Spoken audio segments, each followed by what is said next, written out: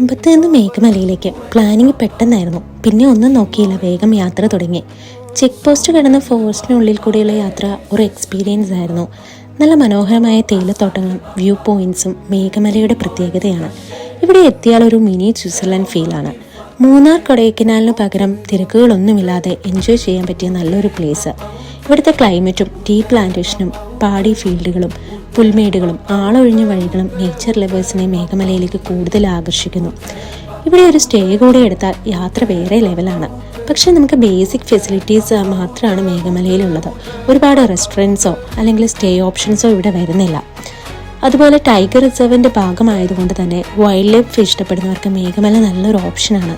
ഒരു ദിവസം നല്ല ക്ലൈമറ്റും വ്യൂവും ഒക്കെ ആസ്വദിച്ച് മൈൻഡ് റിഫ്രഷ് ചെയ്യാൻ പറ്റിയ ഡെസ്റ്റിനേഷൻ. തിരിച്ചുള്ള യാത്രയിൽ കാറ്റാടിപ്പാടവും നല്ലൊരു സൺസെറ്റും ഞങ്ങളുടെ യാത്രയെ മനോഹരമാക്കി മാറ്റി.